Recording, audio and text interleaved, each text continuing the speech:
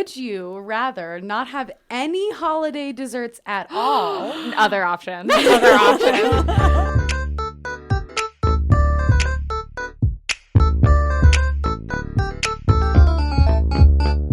Hello, we are here at Sun Sounds of Arizona in Flagstaff, Arizona, and welcome to episode 11 of Untamed Shrews, Women Talk Theater, presented by Flagstaff Shakespeare Festival. I'm Hannah. I'm Becki. And I'm Dawn. And welcome to today's holiday episode. Yay! It's freezing here in Flagstaff, and it's feeling really festive outside. You're in a cozy sweater. I'm in a very We're all in cozy sweaters. Yeah, it's really chilly, and I'm just excited to celebrate with our first holiday episode. I really hope that we're just around for so long that we have so many holiday episodes, and this just becomes old hat. I just wanted to acknowledge the change of plans. In episode 10, we did announce that episode 11 would be staged disasters, but we are going to switch holiday episode to the November slot. So you are hearing us in November, just because we wanted to get some information about Christmas Carol out before, it closes. But anyway, Becki, who do we have here with us today? Yeah, here with us to get in the holiday spirit is Alejandra Luna, the director of the upcoming production of A Christmas Carol at Flag Shakes. Alejandra, can you tell us a little bit about yourself? Hi, I'm Alejandra, and I'll be directing A Christmas Carol, and I'm so excited about it. Even just doing the work before we start rehearsals this week, I'm just already so excited. I was born in Mexico, and I moved here when I was 8 years old, and I've been in Arizona for most of my life, until I went off for college. And recently I was out for 2 years and recently came back in 2019 and got reacquainted with the theater community.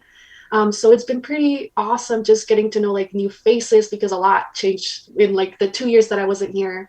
Just getting to know new faces and new people has been really exciting, and just kind of getting myself reintegrated in the community. And remind me where you went to school again, Alejandra? Yeah, I went to Western Michigan University in Kalamazoo, Michigan. Cool. You cut out just a little bit. So Western Michigan University. That's it's cool. Chilly there too. Yeah. Awesome. Oh yeah. Which is so funny because Mexico to Arizona to Michigan. Yeah, that's so funny. I'm so glad that you're going to join us. Alejandra's going to arrive in Flagstaff in just a few days, and we're going to start rehearsing. So by the time everyone hears this episode, we will be full swing in rehearsal, which is super exciting. Yay! Well, Alejandra, do you want to tell us a little bit about your vision for Christmas Carol? We were just chatting in a production meeting last night, and I'm starting to hear more of your vision and idea of what it's going to look like. Tell us a little bit about that. Yeah, so just reading through the script, I feel like I got inspired, and I kind of mentioned that to you yesterday when you mentioned that for costumes, you wanted to have this solid, neutral outfit, and then because there's so many character changes and just scene changes, just to make it as efficient and quick as possible, it's going to be a hat or an apron or a coat. And I remember seeing a show at Flag Shakes not that long ago, actually. I think it was Much Ado About Nothing, which had a similar kind of theme, kind of playing around with that. So I kind of wanted to play around with that even further, just because Christmas Carol is such a universal story, and just in storytelling wise, it's universal. It's not just an American thing. Everyone knows this story. So I kind of wanted to play around with the retelling of this story, and because there's so many characters and only 8 actors playing all these different characters, how do we make this cohesive but also in a way that still engages the audience, and also they can suspend their disbelief, Tiny Tim is a grown person but they're gonna play a child. And how do we immerse them in this world?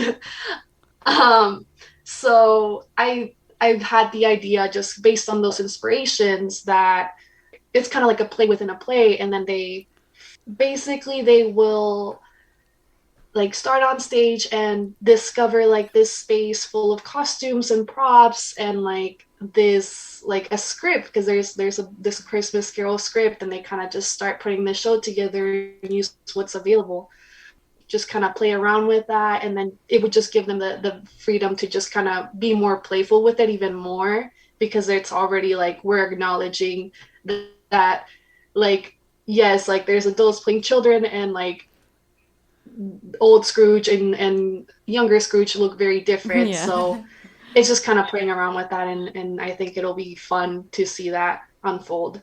And kind of messing with the play within the play idea. And Yeah. this reminds me of in Indecent. You kind of discover, I mean, you kind of see some flashbacks in Indecent of like, now they're in the attic, like putting on the play, and you like see everyone like reach for curtains and like turn that into something, and like everyone like collects props, and then they turn it into a show. So yeah, I'm excited. We were just discussing in our production meeting last night, like the discovery of the costumes and like what that will be like and stuff. So Cool. I'm excited. Yeah. Yeah, I'm especially excited for them to like discover the script. Alejandra requested a large book. Oh, nice. I have a Shakespeare first folio. I'm sure we can turn that into a Christmas Carol probably. prop for sure. Yeah. It's the largest That of would be red perfect, books. actually. Yeah, most likely. Okay, oh, it's red? I'll make sure you get it, Alejandra.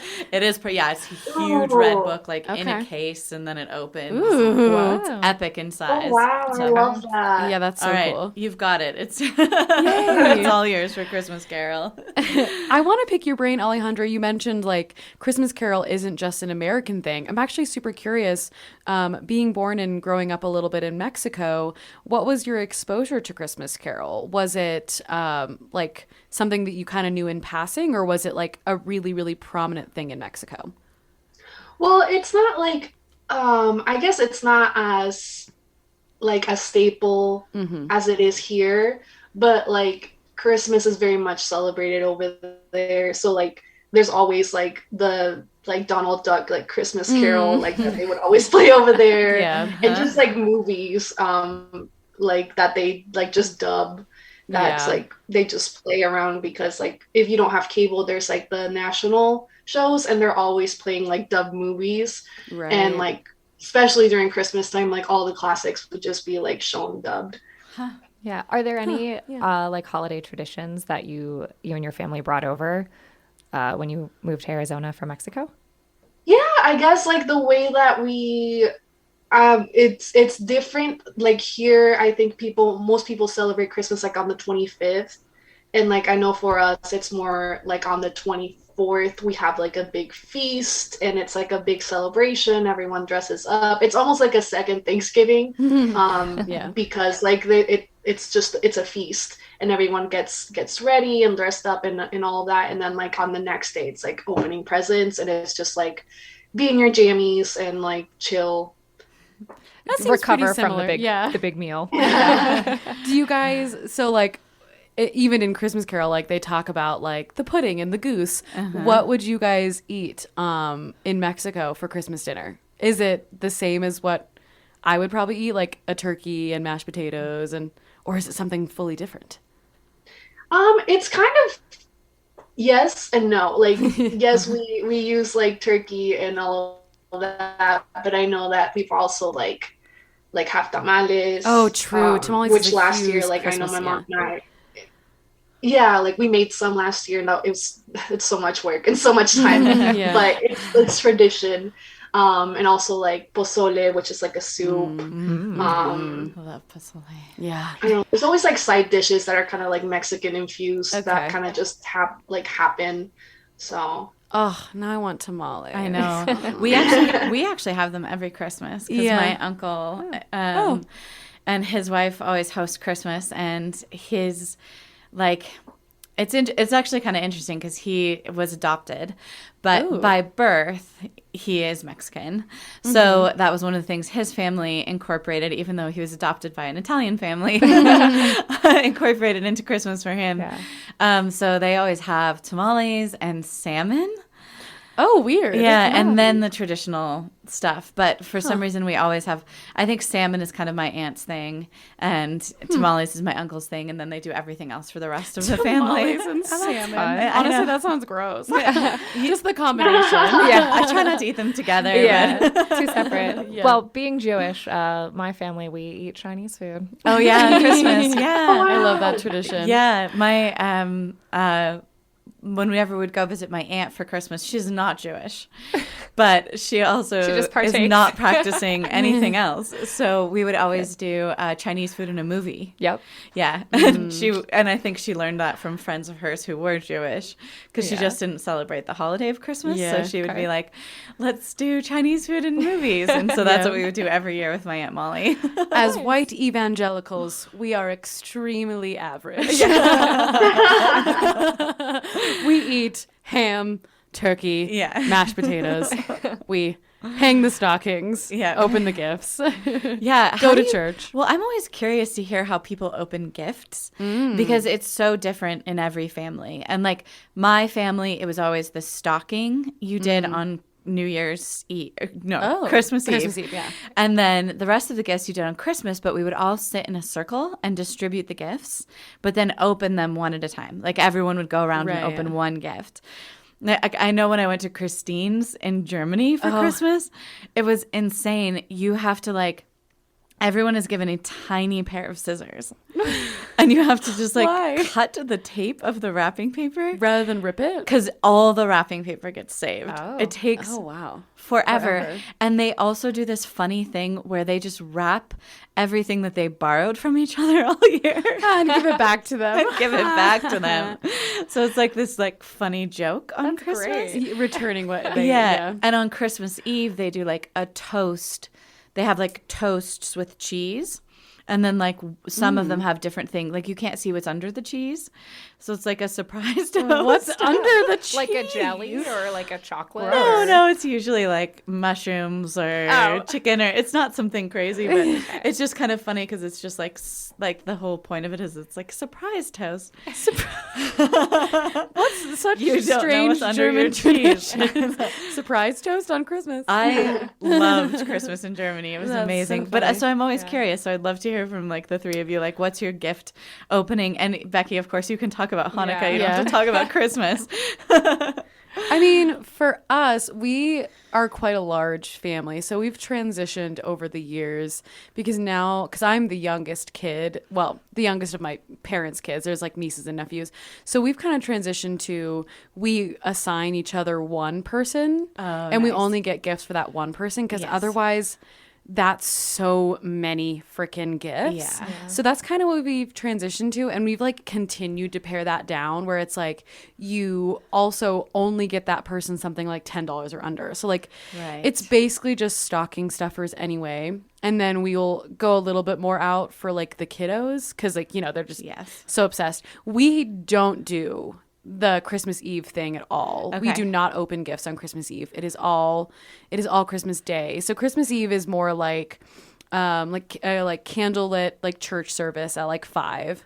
Go home. We always eat tri-tip, so steak on Christmas Eve dinner. Wow, steak. But then on Christmas Day, we wake up, the kids are up at 6 a.m., waking up, throttling the adults, I must open my gifts. And then we will I'm always what we call Santa. So I sit at the tree and hand out the gifts and we open one gift at a time. So I'll be all right, Jenna. Okay, everyone watch Jenna. Yes. This is from Mom. Yeah. And then we'll all open together. And then on Christmas Day, we will do basically just like Alejandra said, another Thanksgiving. So we'll then do the turkey, the ham, the deviled eggs, mashed potatoes and stuff. Yeah. And we'll often go do we'll go down Christmas Tree Lane. Because in my hometown, there's a little neighborhood that has a bunch of decked out Christmas lights. And we'll go to the Christmas parade sometimes. I mean, I'm from from a small town, so there's never anything super crazy going on. And it's California, so it's always 70 degrees. It's always nice. I always come because I've lived in Arizona and Utah, so I always like go home and then it's like fair weather for Christmas, which is weird because like it'll be snowing here and then I'll go home for like 2 weeks and it's like 70 degrees. And almost always around Christmas time, since I'm in California, I'll like go to the beach. So it's just funny because like for me, it's like California Christmas is like definitely not white. It's pretty warm, lots of walks, lots of like, day trips to the beach and stuff like that. So that's nice. I have like I never have white Christmases almost ever, or I don't think I ever have. Maybe white Decembers, but not Christmases. Yeah. Well, that segues well to Alejandra. Ever go back to Mexico for Christmas, or like what's your Christmas traditions that you guys do for gifts and stuff? Yeah, so it's been a little different this past 2 years, just because, something happened on 2020 and things were shut down. So it's been actually kind of difficult recently to go over there. But before that, like I would always try to like kind of switch back and forth. Like if I was like 1 year stay here in Phoenix, another year stay like go to Mexico, or like all of our family goes down there because most of my family is over there anyways. Sometimes they come up here and vice versa, but recently, like last year, they were able to come up here. And yeah, so yes, it's pretty much the same like if we stay here or go to Mexico, depending on who can come up here or who can go down there. But yeah, we have like our fancy dinner at night, and then I know like when I was younger, they would let me like open the gifts at midnight, which was nice. And now it just kind of evolved that if we feel like it, like opening them up like on the 24th, like we can, or we can save like half of them for the 24th and then the other half for like the 25th, because it, like our family is actually kind of small, so it doesn't take that long to like open up gifts. Oh my gosh, takes us so long. Hours. I know last year we like split it, like we did some of it like on the 24th and then like they took some gifts back like on the 25th when they went back home. Awesome. Okay. Yeah. Becki, how about you? I want to know more about what you guys are up to. Yeah, we don't really do a lot of gifts for Hanukkah. I mean, Hanukkah, like, traditionally is not a gift-giving holiday. It's kind of just evolved to that way because of Christmas. Yeah, quote unquote, competing with Christmas. Oh boy. Yeah, but like over in Israel and such, it's not really like that big of a gift-giving holiday. I'm trying to remember what we did growing up, and I feel like it was probably maybe like one gift a night, or like, I don't know, every other night, or I don't know, maybe we would save it till the end. I really can't remember. Well, then clearly, like, gifting wasn't like it wasn't like a huge thing, no. Which is good, honestly, because so many kids are they're so obsessed with getting those gifts open. I'm like, try to enjoy your family. They're just like, it's 6 a.m. We have to open gifts. Yeah. And now, I mean, my parents host, well, obviously they didn't last year during 2020, but usually they host their like version of a Christmas party, which is going out to Chinese food and then back to their place for like drinks and dessert, and a very heated game of White Elephant every year. So heated. Yes. But there's usually like 25 people playing. Oh, wow. But so I feel like maybe I grew up with the rules being that like if you open up a gift and somebody steals it, that gift can get stolen 3 times. Up to 3 times, yeah. But my mom likes to play 3 times a round, and with 20 plus people, that means every round like that same gift could get stolen 3 times.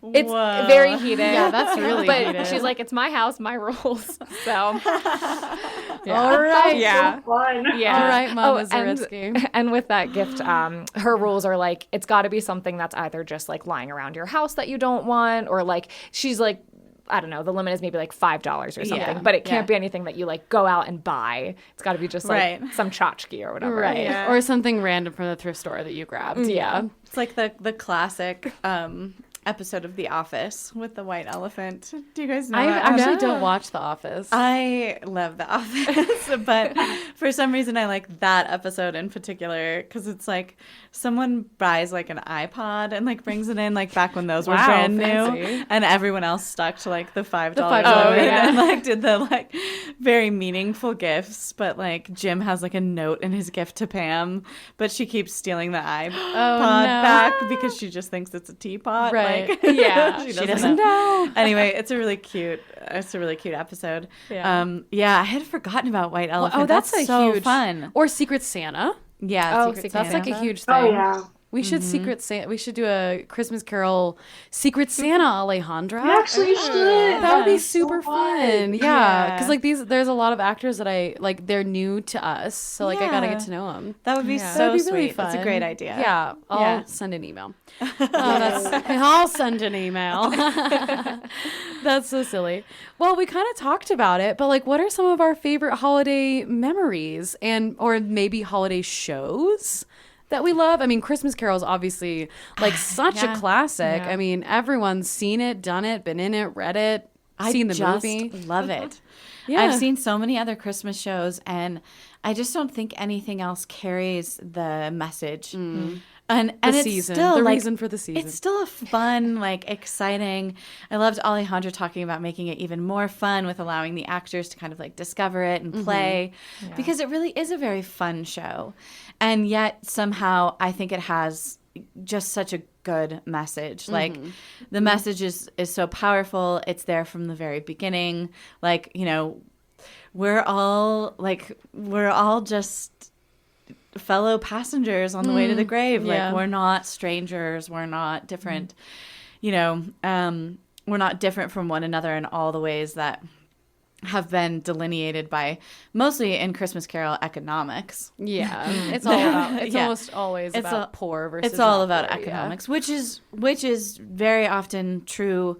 Even, you know, when people are divisive in other ways, it's really still about being, you know, quote unquote on top fiscally. Yeah, like keeping other people down for whatever reason you can come up for. Doing that, you know, if you want to blame it on, you know, their differences from you, it's really just about money and power. Money, power, I was going to say power. So I think that's the beautiful thing about Christmas Carol is that it's really about learning that has nothing to do with what makes us happy. Yeah. Or, you know, isn't our purpose, certainly, on this earth. Yeah. Is not to just, you know, like accumulate everything we can at whatever cost to other people. So yeah. I don't know. I just think it's such a lovely show. Every time we do it, every time I read it, every time I work on it, I just think like, what a great message this play has. And no other Christmas play just kind of hits the same, you know? Yeah. I mean, maybe it's just because Christmas Carol is so well known. Like I could practically read you the book out of my brain. You know what I mean? Like I know those lines like so well. And I don't know. It's been done so many times in so many ways that it just feels universal, sort of like Shakespeare. Like it's just, and people have slashed it and hacked it and changed it and adapted it. And I just feel like we've seen it in every way that like we just know it to its core, you know? Yeah. And it was actually one of my Christmas traditions was always watching Muppets Christmas Carol with my mom. I haven't seen that one in a while. Oh my gosh, it's so good. Yeah. We just watched it last Christmas because I was like, oh, it was on whatever. We were with Sean's family and it was on whatever channel they had. Oh, they have an interesting tradition, which is that they hide all the gifts. Oh. Like it's Easter. Cute. Easter egg Because I've hunt. only ever done that on Easter, but they hide all the gifts. But yeah, we watched it and it holds up. Yeah. Muppets Christmas Carol. Muppets anything. You could watch that every year. I love Muppets. Oh, that's so fun. Well, we are getting low on time, so I think we should move on to our fun little game.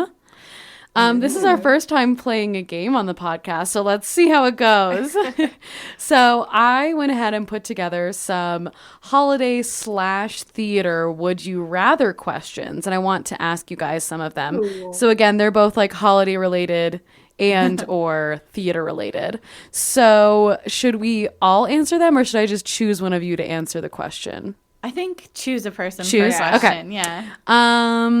Okay, Becki. Would you rather be naked on stage for 5 minutes or completely forget your lines for a whole scene? Okay, well, am I... Because she has questions. Well, no, because I don't think I would mind. I feel like maybe one of my like theater goals would be to be naked on stage for 5 minutes. Yeah, caveat. Let's do it. Okay, 5 minutes. Yeah, this is a plan. We have intimacy directors now. They can make it happen. Exactly. Yeah. If it's like a planned, like, yes, this is in the script. I know about this, or is it like I show up on stage? I think the nature. Costume. That's what I'm saying. I think the nature of Would You Rather, and like, I think it's like you are about to forget your lines, and instead, in this weird outside of space and time, you get to be like, nope, naked instead. Well, there's definitely lines. I don't want to be surprised naked. Surprise naked. How funny. Okay. Let's see. Alejandra, would you rather listen to only Broadway or show tunes music or only Christmas music for the rest of your life? Ooh, wow. So nothing else. Like you can't listen to anything. You have to choose either show tunes or Christmas music. What do you choose? This is going to be controversial, but definitely show tunes. That's not controversial at all. I would totally choose show tunes. I would totally choose show tunes also. Yeah. It's like there's variety of genres. And also Broadway used to, the Broadway Cares, Broadway Fights Equity, they used to, or I think it's Broadway Fights Equity, Broadway Fights AIDS. So sorry. I think it was them. They used to do a holiday. Equity. Yeah. My bad. Freudian slip. My bad. They used to do a Christmas album every year. And I think they have like 10, 11, 12, like years worth of it where just whatever shows were on Broadway, they would take a Christmas tune or a holiday tune. And they would like kind of, I guess, like arrange it to be the style of their show. And I don't know. That's fun. Yeah. Yeah, it's cute. I would highly recommend it if you're into show tunes and Christmas holiday music. Okay, Dawn. Would you rather be cast in a classic revival or in a new original work? So, like, would you rather be in, like, an old classic or something that's, like, new and gritty? Oh. And you can take that That's as you will. harder than You can take that as you will. Like, it could be, is it like a new musical and South Pacific, or is it Streetcar Named Desire and like I can't be in anything where anyone sings. No singing. But it can be whatever set of type of plays you want it to be. Yeah, I think I would. That's hard because I love both equally. But I think right now, like, it's been so long since I've done a new work, I'd probably be tempted to do a new work. Okay. Yeah. I'm definitely a classic revival gal. Yeah. You know me. Yeah. I love my golden era. I'm like, give me all those golden era musicals. Okay. Let's see. Becki, would you rather not have any holiday desserts at all? Other option. Or eat so many holiday desserts that you get sick? Oh, you love desserts, though. I do. I know this is hard. I think I'd have to. Is this like for the rest of my life, or like? Just Just like on season? the holiday, yeah. Like on. I think I'd have to choose that I would get sick. Yeah, I don't want to give up those sweets. Yeah, I just can't. Okay, Alejandra, would you rather work on your dream show that is only playing in the middle of nowhere? Or, so like no one sees it, or be cast in a Broadway show, but only have one line, and that's the only time you're on stage? Tough. I would say that because I would get paid for that. I was going to say. I was totally gonna say. Like, I would still get paid, and I just have minimal work to do. It's real. I was like, you just get to sit backstage the whole time. I bet it would still pay more than any of us have ever made. And then you could then fund your dream project. Yeah, exactly. Taking the long game. Okay, last one for Dawn. Would you rather always perform and never get to see other shows, or never perform and always get to see shows? So, like, if you're a performer, you never get to see a play again. Yeah. Or if you want to see plays again, that means you never get to perform again. Which one do you choose? That's extraordinarily So hard. I know. It's would you rather, babe. I know. This is a tough one. I think I would have to go with perform and never see shows again. Yeah, I think I would too. Because at least you would get to like, I mean, you'd get to see what you were the shows. doing. Yeah. But the idea of like not being able to like engage in theater again would be so hard. Yeah. And I feel like I've spent enough years like, you know, building a company, acting and directing, where I just didn't have time to see shows, that I actually kind of know what that feels like. Yeah. No, I get you. And we live in a small town, so there's only so many options, you know. Yeah. Like, I don't live in a big city where I can go see a bunch of shows all the time. Yeah. Like, I only have, like, our limited few theaters that do stuff, so. Yeah. Good job, guys. Great. Good job on your Would You Rathers. Toughest round of holiday Would You Rather. Yeah. Awesome. Well, we're about out of time, but I hope everyone had fun chatting about holidays. And Alejandra, I'm glad you joined us. Yeah. I would love to still pick your brain more about, you know, what it was like growing up in Mexico, but that'll be a different time. I want to know. I want to know more about the theater scene. Ooh, yeah, the theater. Yeah, and we're just so excited that you're going to be joining us for Christmas Carol. I think it's going to be an amazing show. Yeah. Yay. Alejandra, how can people find you? Oh yeah, if they want to find you, when they want to find you. I don't know, because I feel like Instagram is going away soon. Oh, it is. Wait, what? Oh my gosh, that's what I heard from Alejandra. What? Alejandra said Instagram's going away soon. That's what I heard. I don't know if it's true. Like Facebook is eating it. But you can find me on Instagram in the meantime. My website's there. Great. What's your handle on Instagram?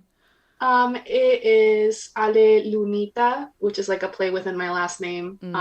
It's spelled ALELUNITA. I think it's 2 double A's at the end. Oh, great.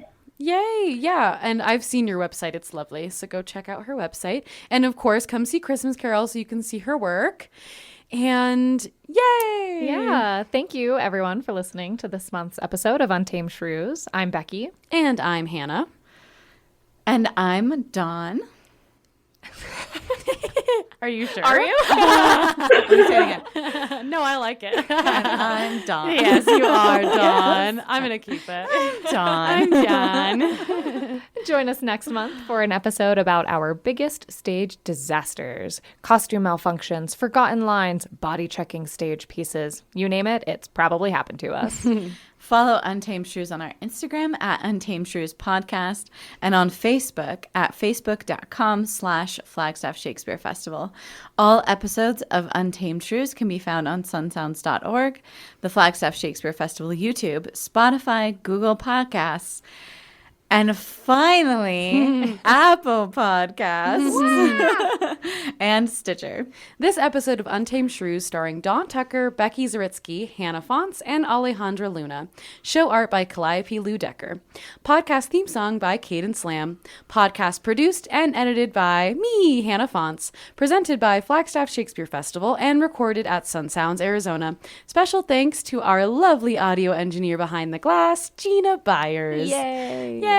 Bye, guys. Yay. Happy holidays. Yeah. Oh, yes. Happy holidays. Bye, Alejandra. Bye.